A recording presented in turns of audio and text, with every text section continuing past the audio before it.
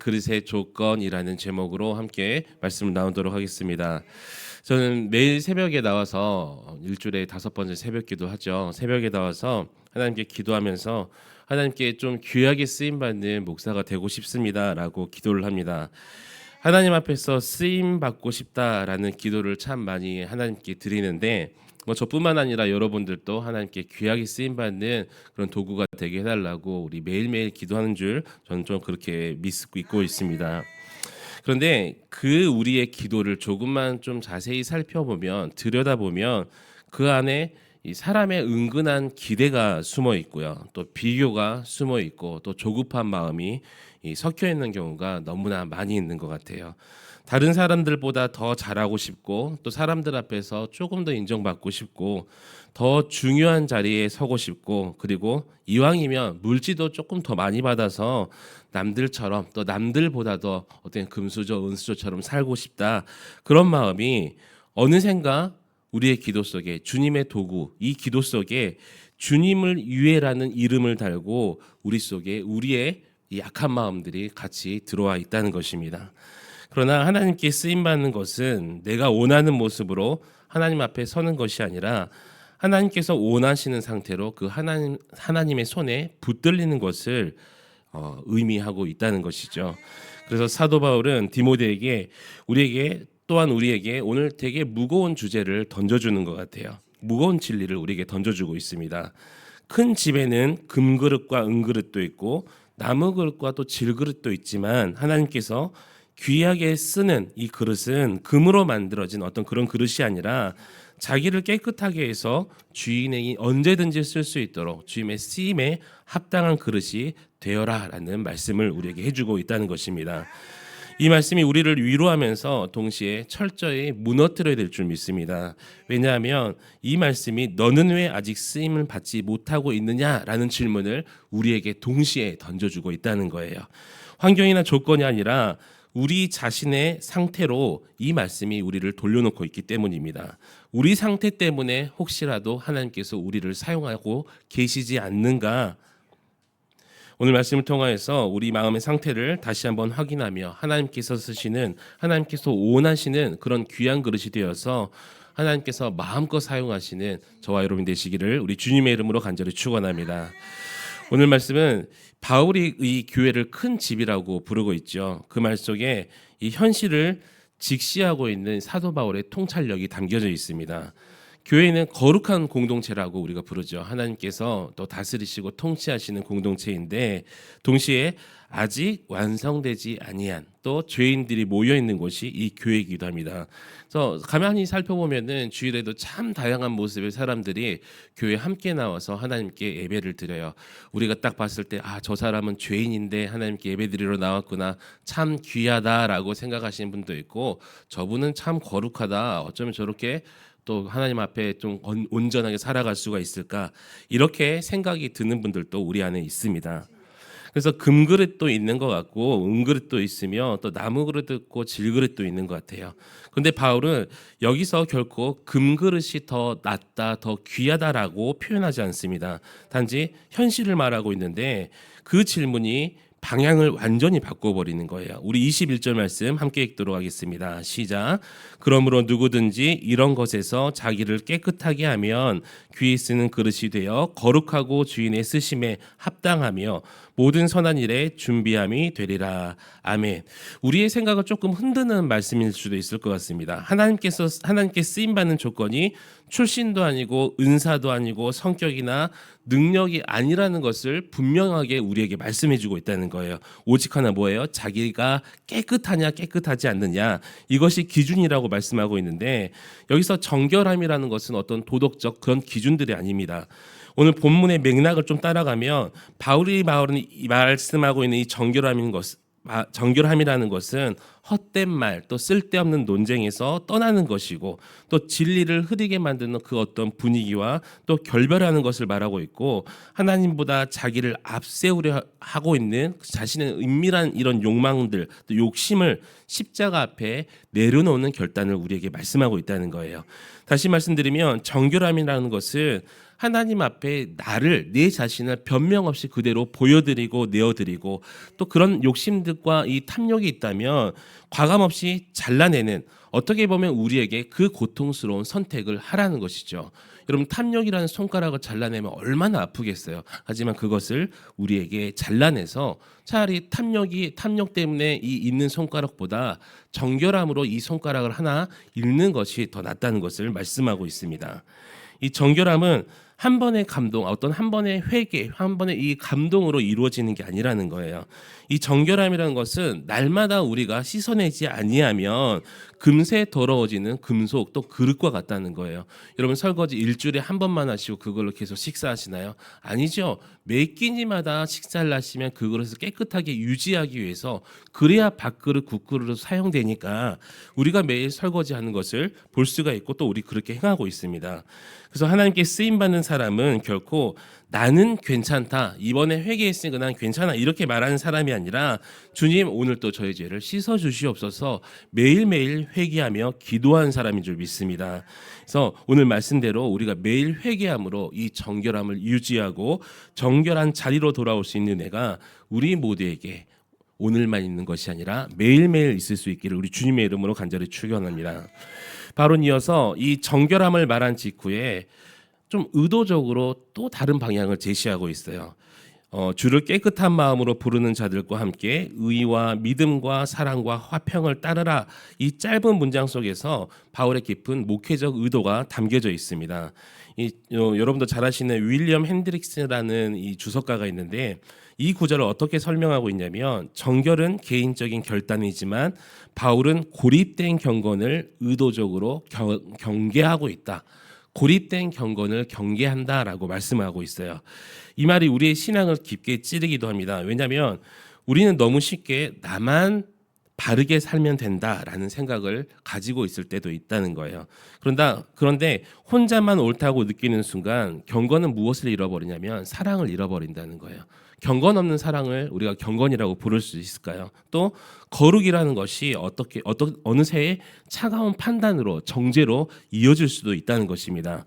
그래서 바울은 정결한 사람끼리 모여서 어떤 우월감을 가져라, 우월감을 따져라 이런 것이 아니라 의와 믿음과 사랑과 화평이라는 길을 함께 걸어가라고 우리에게 말씀하고 있다는 거예요.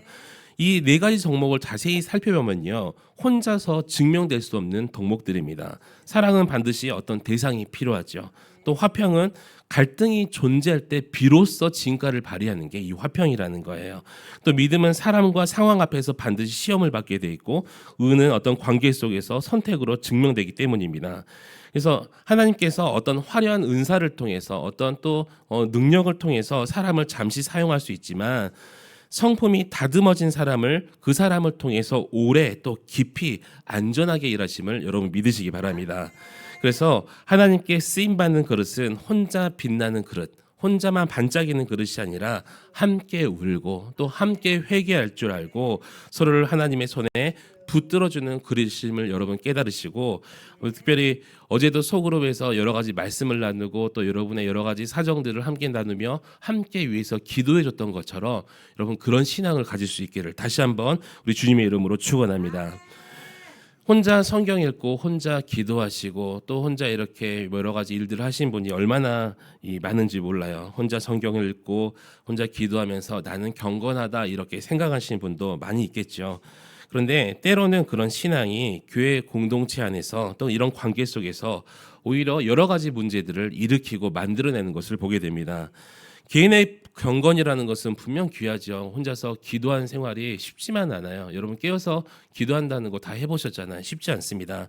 하지만 그것이 자칫 나의 뜻이 기도 가운데 응답받았다, 이것을 응답받은 건 좋은데 또 응답받지 않았을 수도 있잖아요. 자신의 생각일 수도 있습니다.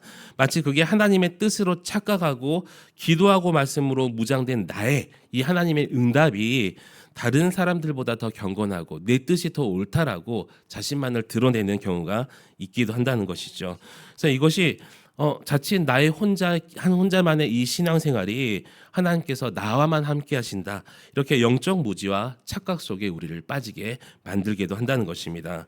그래서 공동체에 왔더니 나만의 착각 속에 빠져서 겸손과 사랑으로 섬겨야 되는데 내가 하나님께 받은 뜻은 이건데 너는 나와 다르네 하고 사람을 정죄하고 나누게 되고, 자신이 어느새 영적인 금그릇 또 은그릇인 이런 행세를 하면서 교회 안에서 갈등과 상처가 생기기도 한다는 것이죠. 저와 여러분의 신앙이 고립되어 있는 어떤 경건한 신앙이 아니라 사랑 안에서 자라날 수 있는, 함께 걸어갈 수 있는 그런 귀한 공동체적인 복된 신앙이 되시기를 축원합니다. 이제 바울이 정결하고 공동체 안에 있는 그릇이 실제로 어떤 이 그릇인지 우리에게 보여주고 있어요. 바울은 주의 종은 마땅히 다투지 아니하고 온유하며 참으라라고 말씀하고 계시죠. 우리 다 함께 24절부터 25절 말씀 함께 읽도록 하겠습니다. 시작. 주의 종은 마땅히 다투지 아니하고 모른 사람에 대하여 온유하며 가르치기를 잘하며 참으며 거역하는 자를 온유함으로 훈계할지니 혹 하나님이 그들에게 회개함을 주사 진리를 알게 하실까 하며. 아멘. 사실은 저도 이 말씀을 듣고 읽기만 하면서도 하는데도 좀 마음이 무거워짐을 좀 느낄 수가 있었어요. 왜냐하면 정결하게 사는 것도 참 힘든데 이 사람이 온유한다는 거에 대해서 조금 더 고민을 하게 되더라고요. 저는 정결한 것은 좀 할 수 있겠는데 온유라는 거에 대해서 좀 더 어려움을 좀 느끼게 되었습니다. 그냥 온유가 뭐냐면 쉽게 말하면 좀 부드럽고 따뜻한 마음으로 사람을 대한다는 것. 그런데 단순히 온유라는 것이 이 부드럽고 따뜻함만 있는 것이 아니라 이 성격적인 것만 있는 것이 아니라 오히려 힘이 있는데도 함부로 쓰지 않는 것. 내가 옳지만 그 사람을 정죄하지 않는 것. 화가 나도 이 사람을 나의 화로 억누르거나 때리거나 또 그 사람을 못 살게 구는 것이 아니라 이 사람을 살릴 수 있는 방식대로 살아가는 것. 상대가 틀려도 품을 줄 알고 기다릴 수 있는 것을 바로 이 온유라고 성경은 말씀하고 있다는 거예요. 그래서 온유한 사람은 약한 사람이 아니에요. 약한데 정말 강한 사람을 온유한 사람이라고 말씀을 하는데, 바울이 이렇게까지 온유함을 강조한 이유가 분명히 있겠죠. 바로 사람을 변화시키는 것은 우리가 아니라 하나님임을 드러내기 위해서라는 거예요. 그래서 바울은 말씀합니다. 혹 하나님이 그들에게 회개함을 주사라고 말씀하시면서 내가 그 사람을 정죄하지 아니하고 사랑으로 품어낼 때 그 사람이 돌아올 수 있는 그 계기를 하나님께서 만들어 주신다는 거예요. 그래서 회개라는 것은 어떤 논쟁의 승리로 생겨나는 것이 아니라 또 내가 어떤 그 사람을 권면하고 강하게 책망해서 생겨나는 것이 아니라 하나님의 은혜로 주어짐을 여러분 믿으시기 바랍니다. 그래서 주의 종은 사람을 이기려고 하는 이기는 그런 사람이 아니라 하나님께서 일하실 때까지, 하나님께서 그 사람의 마음을 만져주실 때까지 기다릴 줄 알고 품어주는 사람, 특별히 사랑으로 감싸줄 줄 아는 사람을 말씀한다는 것이죠. 또 정결함만 있고 온유함이 없다면 우리는 쉽게 정죄자가 되는 거예요. 반대로 온유함만 있다면 또 정결함이 없어버리면 진리가 흐트러져 버리고 죄가 가벼워지게 여겨진다는 것이죠. 그래서 사도 바울은 이 두 가지를 분리해서 말하는 것이 아니라 함께 말씀하고 있다는 거예요. 하나님께 쓰임받는 그릇은 하나님 앞에 철저하게 거룩을 사모해야 되고, 사람 앞에서는 끝까지 온유한 마음으로 사랑을 품을 줄 아는 사람이 바로 하나님께서 쓰시는 그릇을 말씀하고 있다는 것입니다. 그래서 이 사도 바울이 마지막 이 모든 사역의 목적을 분명히 하죠. 그들로 깨어 마귀의 올무에서 벗어나 하나님께 사로잡힌 바 되어 그 뜻을 따르게 하실까 함이라. 아멘. 여러분, 옆에 계신 분이 여러분의 적인가요? 예수 믿지 않은 사람들이 여러분의 적인가요? 아니죠. 우리의 적은 죄와 거짓, 사탄, 마귀입니다. 사람은 그저 거기에 끌려다니는 노예 포로일 뿐이지. 그래서 하나님께 쓰임받는 그릇은 그 포로들을 정죄하고 더 아프게 하는 그런 사람이 되는 것이 아니라 하나님께 다시 데려오는 통로로 사용되는 사람이 바로 하나님의 그릇인 줄 믿습니다. 우리 사랑하는 한광교회 성도 여러분, 오늘 주신 말씀처럼 이 말씀이 우리를 다시 한번 깨우길 원합니다. 그래서 우리가 주님 앞에 다시 한번 정결하게 서야 되겠죠.